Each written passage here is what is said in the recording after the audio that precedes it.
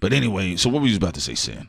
Well, a lot of people are angry. A lot of white people are angry because they feel that basically the Watchmen is white people guilt porn or whatever. So they're upset about it. Guilt porn. Yeah, they feel that this is a social justice warrior. Also, by the way, episode 2 was brilliant. We loved also showcasing what took place with black men in the military. Right. But a lot of white people, they don't even care about learning, or even... There you go, Sin cosplaying right there. Sister Night. That's Sin. Y'all know that, right?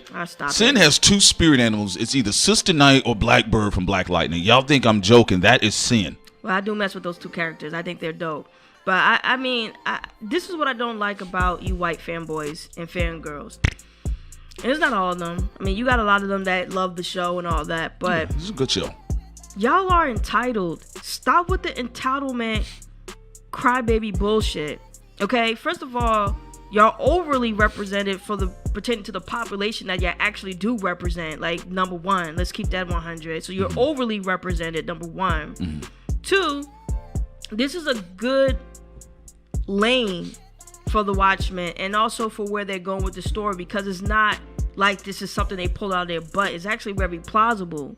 And what these dum-dums don't understand, because they're so emotional because black people are being showcased, what these dum-dums don't understand is that they're not saying being right-wing or left-wing is correct. They're saying that it's more complicated than that. Social justice warriors don't say, oh, it's more complicated than that. So stop being butthurt because you see white people doing foul shit that y'all still doing right now. Like stop with the being, so insecure and so sensitive. Y'all always want people to leave race out of something. Race is in most things. Keep it 100. And race is injected in politics as well. Yeah. So y'all gonna have to just grow up. Yeah, absolutely. Look, here's the thing about it, and I will say this about Watchmen. First of all, it's a fantastic show. We like it. This is another thing about it. Look, the reason why we've had bad superhero flicks like Superman Returns, that was the one where they said he had a baby mama. Lois Lane was the baby mama. Like, Superman got a bastard kid running around. What type of fucked up shit is this? I don't want to see this shit. The kid pushing a desk on Lex Luthor at the end of the movie. What? Bad movie. When you get bad movies like that, it's because these companies have been trying to placate to that mildly, socially, mentally inept group who has a hard time comprehending concepts like race, right, politics. So Watchmen did that for their film. The Zack Snoozer film, Watchmen, beautiful film, but it was Watchmen light. If you read the 1985 or 84 comic or graphic novel, or you can see it, and it's a compendium form, but you can read how deep of, politics Alan Moore and company go into, right? But see, now we in this era of quote unquote the woke economy, also this era of where millennials, Gen Zers, and even younger Gen Xers, social plight, social concerns mean something to them where they're voting online with their dollars as well. And if you touch on social political issues, you got their attention because it's a hot button topic. There are many hot button topics. So what these companies are finding out from even studying, like when Jordan Peele does a beautiful sci-fi horror classic like Get Out, he was complaining about that, which was sci-fi, but it also touched on the reality of racism and what black people go through and how much money it grossed off of the little budget it originally had.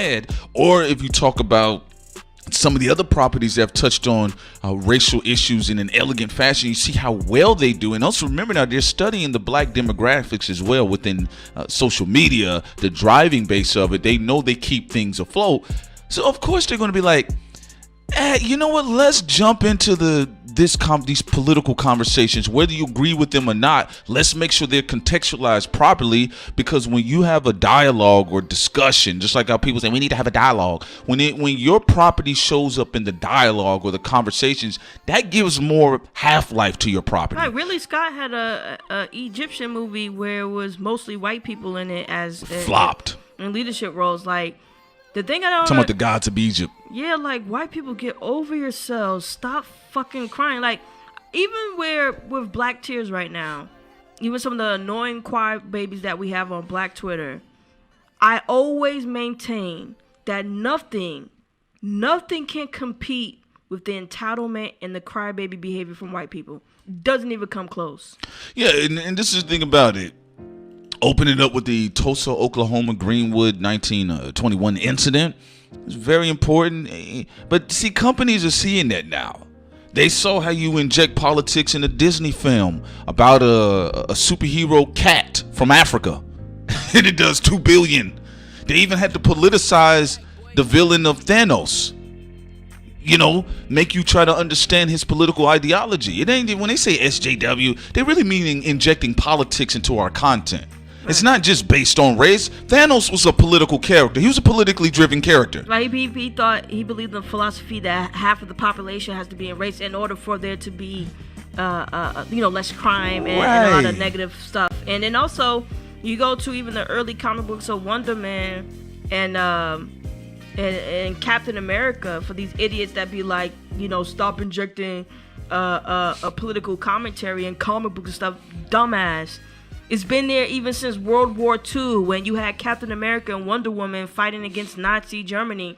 And I do understand, because there's a huge part of our population that is dumb. They don't care. Dumb. They don't care about nothing about history. Dumb. Even the shit they so-called fans of, they be trying to erase the political origin or aesthetics of the things that they even so-called watch. Art is a reflection of reality. Yeah. You cannot try to erase politics from art, because in most art, they're going to politicize something in some way or some form. Like, stop it. Your existence is political. Absolutely. Your existence is political. So this whole thing of, and I'm going to go with River. I'm for Redfordations. And it's interesting. Again, I told you guys how studied you all are on the internet. Right, the ADOS movement. ADOS movement is all in the Watchmen now. Right. Who is Redfordations? Go ahead. Though. Robert Redford. Also, another thing that you have to keep in mind, Lollapalooza said, what is social justice warrior? Let me give you an example of when white people overly cry. They was trying to troll that white chick from, what's the Miss Marvel, right? And she had her film. We saw the film not in the movie theaters, but we saw the film. It's a Power Ranger movie. It's a Power Ranger kiddie movie. It's for it's toddlers. For kids. They got lime green aliens. Right, and kids to watch. Now later aliens. So white men were trolling her, saying, this is just a social justice warrior thing, right, and all this stuff, because they want to represent women, or white women in particular, right? So they was crying about it. So she snapped. This is what I'm telling you. I'm gonna pause the music real quick. When someone being a punk bitch and you call them out, they always holler loud. So when she bit back and said, well, my movie is not for white men over 30, they're like, then all the white dudes just started trashing her and stalking the film and thumbing it down. And this is what I'm going to say. Of course, you can have your critiques of something, but you can't say Captain Marvel is a social justice warrior and harass someone, and then when they be emotional and say something back to your emotionalism, then get even more mad. Like, white dudes on the internet, calm the fuck down. You are the problem. Look, this is the thing that's weird about them. If I'm not into something, I'm not going to watch it. Like, if I'm not into Captain Marvel, I'm not going to watch it. I'm going to be like, oh, okay, that's for little kids or whoever. I'm going about my business and watch the stuff that I want to watch. Well, white males do, because they're fucking weird. What they do, not all of them, but a large segment of them on the internet, they will seek things that they don't like to complain about it and then talk about social warrior and everything. Now, there's a few times that you can understand, like with the Star Wars series, the woman who was heading it, she's not good for the job. You're talking about Kennedy. And Kennedy is probably going to get fired anyway. So for things like that, she's so old. Right. The critiques are fine. But when you bashing every single thing and you fucking, like, you're a dork, you don't have nothing to do with your life, and then somebody say shit back to you, you can't act like a victim. Like, a lot of white dudes online are acting like the biggest victims that I've ever seen in my life. It is what it is. I'm not interested in them. I'm just interested in the Watchmen. Y'all know how I am. I don't pay attention to them. I don't. They don't buy anything. They bootleggers too.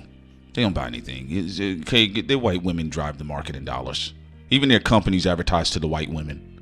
There's far more marketing dollars put into Ellen than some of these other people.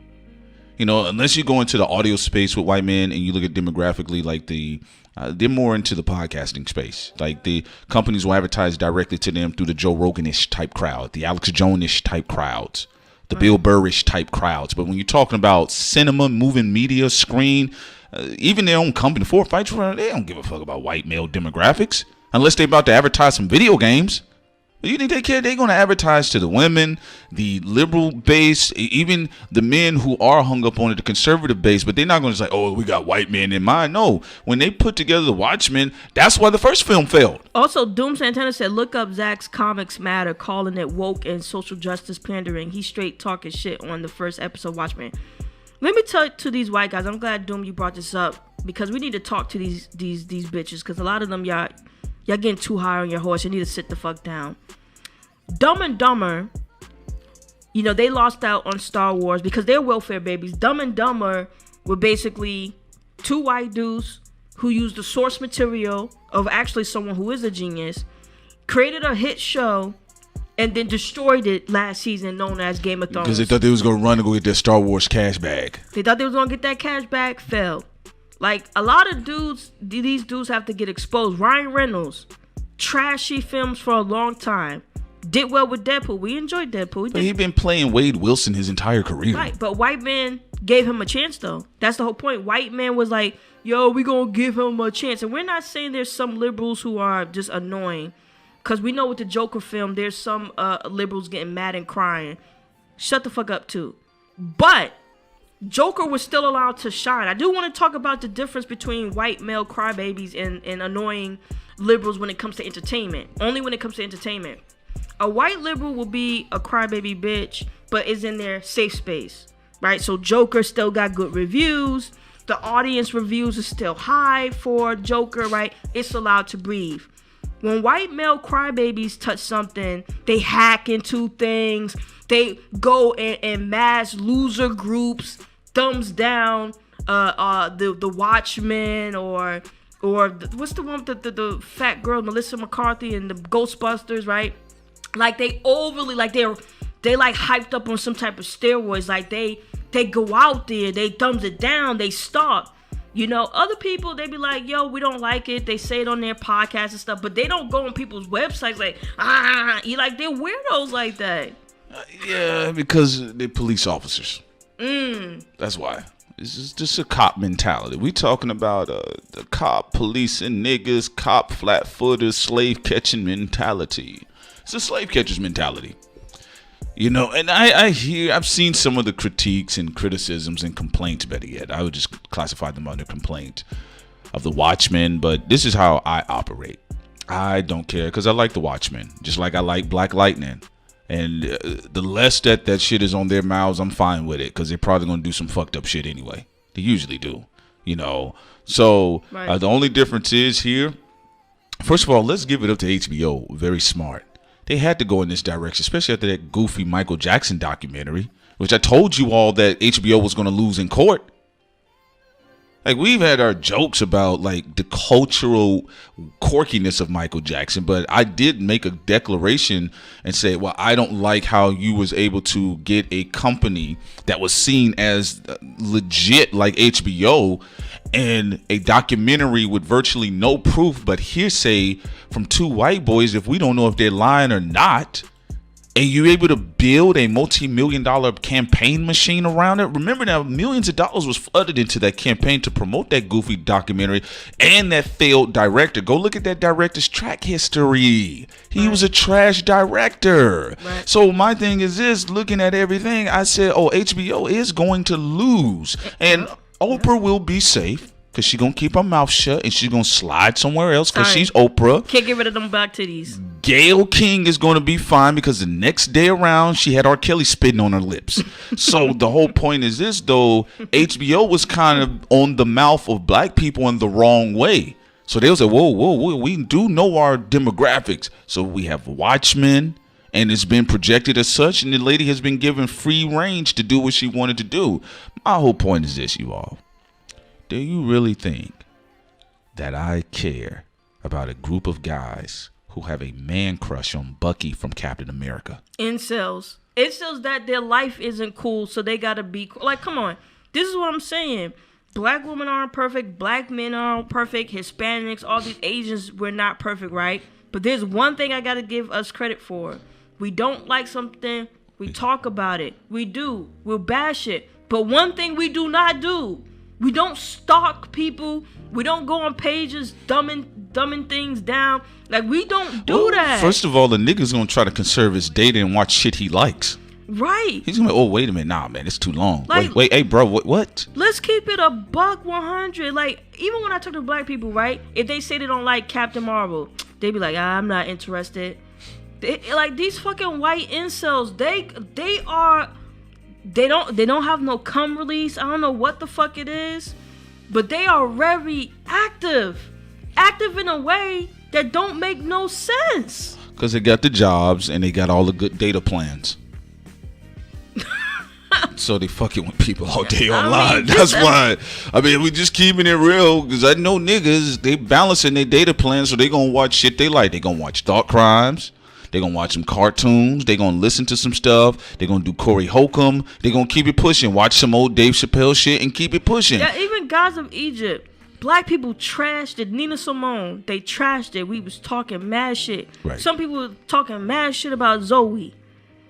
But you know what? People didn't go in mass droves to her Twitter.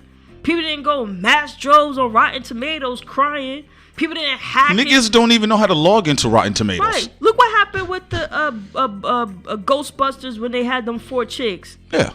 White crackers like fucking nerd crybabies went and stalked, what's her name? The comedian? Leslie Jones. Yeah. They stalked Leslie Jones. Who does that? No other group has stalked and harassed people online because they didn't like their shit. I'm just saying, that's what happens when you have nothing to do. You know, they ran through all of the Pornhub videos, especially the Ebony sections. You know, I tell you what, man, the Watchmen and what Regina King is doing, it's beautiful. And I think she's a superb actress. Shouts out to the OG himself, Lou Gossett Jr. Gotta say what you can't have a name like Gossett and you just say Lou Gossett. You gotta say Lou Gossett Jr. Right? You know. So I'm in the business of celebrating shit that I like. I don't really care about a lot of white incels or whatever they want to call them. Agent Smiths, right? If that's what you want to call them. I don't really care about them. Even when black people trash stuff like Gen Zers and millennial stuff, they trash it with humor. Like, would it be like, oh, Kanye West album suck? If they don't like it, they joke around and talk about why it was ass, and they move on with their lives, but right? Niggas are not trying to get rid of Kanye. They're not making it their business to put him on the hit list. No, they're not stalking him. Kanye is always in our face when he needs to sell something. But like you said, black people ain't stalking Kanye. They're not plummeting his business. They're not stalking him. Well, this toxic white male attitude and privilege, it needs to stop. Y'all are ruining the celebration of comic books and even the critique market. It used to be a time when people can critique this stuff without this harassment, weirdo stalker culture that they are putting on. But you gotta understand, though. I mean, I'm not asking them to stop shit, because that's why they're doing it. See, when you get into epigenetics with Dr. Joy DeGruy, you're talking about the epigenetics of a slave-catching, flat-footer copper mentality. Come on, you talking about some neighborhood watchwiggers who loved. What's the white boy that was in Venom with the white hoodie on, the gray hoodie on? And that was a trash film. See, what's his name? Tom Hardy. You brought up a great point. Like, look at the Venom. You mean to tell me aesthetically, Venom is superior to fucking Watchmen episodes? Venom was fucking trash, and even people who didn't like it, they just said they didn't like it, but it made its money, right? Because white men went and watch it. Yeah. Did y'all go stalk Tom Hardy and stalk people because Venom film was trash? No, because you're fucking psycho. Because you know why? They want to be oppressed so bad. I agree. Tom Hardy. When I look at Venom, I always tell Sin, that is the classic white boy movie with a gray hoodie. Eminem rapped in the song Venom with the white hoodie with on. a trash track. You know, Venom. But it was an ultimate white male-ish film. For like, I'm talking about the millennial white male-ish film. Venom. And it is what it is, but the film looked corny. And so I'm gonna let Sin have the last say so about this. I'm off of the subject because it is really boring me right now. I never cared about them. What I enjoy something. If somebody ever says SJW around me, it don't mean nothing to me. Look, injustices need to be combated, Playboy. All right, now I'm not into policing people's language when they're expressing their freedom of speech in the way that they do. But when you go after and intentionally antagonize people, stalking people, verbalizing or weaponizing your mouth game, and trying to set people on fire, telling people to go get beat up during certain rallies, I'm not for that. But we do live in a country where we are guaranteed the freedom of speech, but I'm also guaranteed the right to respond verbally or creatively to your opinion. That's the thing we always talk about, even with these white male tears. They're always talking about my freedom of speech. What I always tell you guys this. People want to prevent you from reacting. That's what it is. You say something fucked up and they want to just walk away. Well, I said it in tough. No, whoa. Come back here, bitch. I got something to say too. Wait a minute, you can't say that. And that's where you see the hypocrisy come in at. So let me get this straight. We sat up there and watched dusty-headed Donald Trump say all of these crazy things, and I'm not just using him as a de facto, but we gotta be real. Trump was saying some wild shit, all right? And these white males were telling black folks, get over it, tough, deal with it. Dog, he running for the president. He's running to be commander-in-chief, and you're telling me deal with his verbal temperament. Fine, but don't say none when black social media embraces the Watchmen, which is art. And there's enough other groups where people don't really need to give a fuck about your opinion or cater to you. You could cater to a niche audience, or you could go to China, because I know y'all mad about China, and I don't care about China either. But still, people can make their money in a lot of different ways without having to basically put on what white males just like. And two, Zack Snyder, shut the fuck up. You're not that good of a director. You actually are a perfect example of white male privilege. Someone who's average, but didn't have the nerve to go out there and fucking talk. And then one last thing I'll say to this, because I am very disinterested in the psyche of these people, because you could just coin it. It's nothing deep. No. I don't even care about Brie Larson. I'm sure she's a snowflake, Starbucks white woman. I don't care. But when you talk about somebody and then they say something as mundane as my movies aren't for white men over 40 or 30, and you start crying when you started the fight, you a bitch. How you gonna start a fight, then when someone responds to your initiation, you start crying, and y'all supposed to be men? Men go Come their on. own way. Yeah, that's why y'all need to go with your own their way. Dicks cut off. In a world where a bunch of white men find out that they're not John Wayne. Anyways, can we transition to something else now? We're going to transition to Black Lightning real quick. Because we just want to give it up to Black Lightning. We love the show. We love the show. We've been following it since it started. Right. I'm just saying. I love it.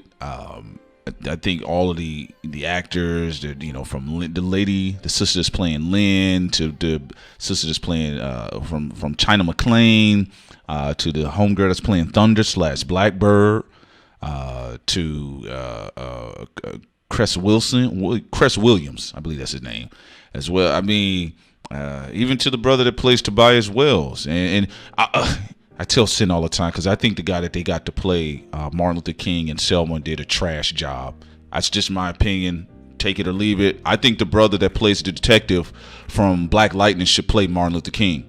He's got the same southern drawl. He looks like him in the face. Same skin complexion.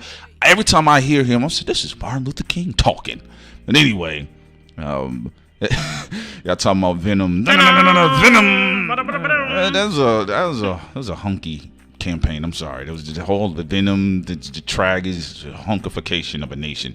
But anyway, we love Black Lightning. We just want to say tip our hats to it. We was originally supposed to be doing show reviews, but saying we got caught up with so much of content. But we're going to do something special, because for the shows that are doing well, I think we should be in the mindset of again, Nefessa Williams. Thank you. I think we should be in the mindset of celebrating them. And I think Black Lightning is a show that should be celebrated more for all of the black geniuses that were able to come together for it. Also, shouts out to Vincent Taylor. The definition of the white race is summed up in one word: mediocrity. Yeah, of course. Also, Brandon, thank you for the donation. He donated a lot. Toxic white masculinity, absolutely. Brandon also said the social injustices, especially geared in racial abstracts, they just don't get it or even don't care. And they don't get it and they don't care. I agree. And also thank you for everybody else who's been donating. We're going to do those people later, a lineup of everybody. Yeah, we'll do that later at the end. Sin, what else you got to say about the show? Before we go into the Charlamagne and Jessica Reed debacle that we want to touch on for y'all, because y'all were like, why y'all plugging in Charlamagne's YouTube channel and stuff? We're going to talk to y'all about this a little bit after Black Lightning, because I just want to say a couple more things about Black Lightning. We will do a narrative piece on Black Lightning, because we've been watching the show since season 1. Yeah. We respect it. We respect the kills. Yeah. Black couple, writers, creators. Doing their thing. I wonder if people are going to give them more of a chance like they do white people who are mediocre, like Dumb and Dumber from Game of Thrones. And also Zack Snyder, who's ass as well. I'm tired of hearing these people's names now. The Achilles. Thank you. Achilles. Yeah, we know who those other folks do. They suck. Just want to talk about some black excellence. So, shouts out to Nefessa Williams. Shouts out to Cress Williams. Shouts out to the talented, legendary Bill Duke. Like Sin said, play a Achilles. Hardcore villain, man. Boy, Loving it. I'm watching Bill Duke's character. I'm like, Playboy, you ain't shit. Got the mama on drugs. Got the mama on crack. Even the actor that plays Gamby, I think he has a natural charm about himself, and even the actor that plays Gamby, he was in the legendary film The Warrior, so he has a long resume in Hollywood as well. Everybody's laughing at Braxton getting it in on Black Lightning. Braxton was getting it in. I was like, look at Braxton doing one-handed cartwheel kicks. He's definitely doing his thing. Hey, he's in shape, man. But the Black Lightning shows, actually, this season is the darkest it's gotten. I don't know, man. When they pulled out old boy's spine, that was a dark moment, but that's still darker than so far everything they showed so far. That was crazy. It was like a Mortal Kombat move. Well, yeah, you're right. Here. Because Black Lightning, the show had so much of hope, right? He had this dark moment. He just ripped his little nigga spine out. Tobias Wells, we was like, yo, he gotta go. When he ripped his spine, we was like, he gotta go. Remember, Nerd and the whole black community was done with him after that. They was like, that was too evil. Now, you see how merciful black folks are? Right. You have to do one grand egregious action for them. They be like, all right, you gotta go. Right, because they give an evil ass Bill Duke a chance because, he killing kids with pie and cakes and stuff. Yeah. But when you rip a kid's spine out, like, he just ripped his spine out. Like, yeah, it was because like remember Tobias was harpooning niggas in the show, and they were like, yeah, it's all right, though, man. Tobias just tripping. Also, King Kusha said, my daughter and I we sit down and watch Black Lightning. That's dope, man. That's his family. Even when Tobias harpooning people on the show, this is how black folks were. Yo, man, he just tripping. That's Tobias being Tobias. Yeah, because we was like that too. We was like, yo, what's Tobias, man? He's just tripping. But we was like, you was semi cool with him. Then when he ripped the nigga's spine out, when he Shao Kahn that nigga's spine, we was like, yo, he gotta go. Nigga, come on, kill this nigga. Man. But homeboy, he come back as this MK Ultra assassin. And I told folks that said no, because some people was getting on him for the acting. I said, no, I've seen that little brother in roles before where he's had to play that goofy, lighthearted, naive boy. And he does it very well. But I've seen roles where he's played darker roles and he's a good actor. And now he's in MK Ultra more. I'd like to see Tobias Wells rip his spine out now. He won't be able to. Tobias get fucked up now. Yeah, man. And I want to say, man, because he's to me he's a good little actor, man. But yeah, man, we love the show. Black Lightning it's perfect. It's It's a perfect black show. It is. I love seeing black people on screen. Love seeing the black family as well. You know, I do think some people like to over criticize things. You know, if you talk about a modern family, one of your kids gonna be gay. Somebody in your family's gonna be gay. It's who cares? It's still part of the black community. And you also gonna have somebody in your family that dates somebody who isn't black. That's just real. You know, you could be for black love, as we are, you know, and all that, and black economics and black family, which everybody should be pushing. But realistically, you will have somebody in your family that probably going to date somebody else or fall in love with somebody else as well. So, what do you think is going to happen when? I think it's being accurate to the times. What do you think is going to happen when, you know, Jennifer's character runs into Painkiller? Man, it's gonna be some. And it looked like her new boo, little brat doll nigga, the one that sounded like Lil Romeo. The Samoan black kid? Yeah, it seemed like he may be a green baby. Oh, the Samoan black kid. Yeah, he a little green baby. He a green baby too, because that's why he didn't get the test ran on him. Right, because his powers is they got Jennifer in the love triangle. There you go. Painkiller, Samoan black kid that we don't know his name yet. We don't know what his his power is to grow hair.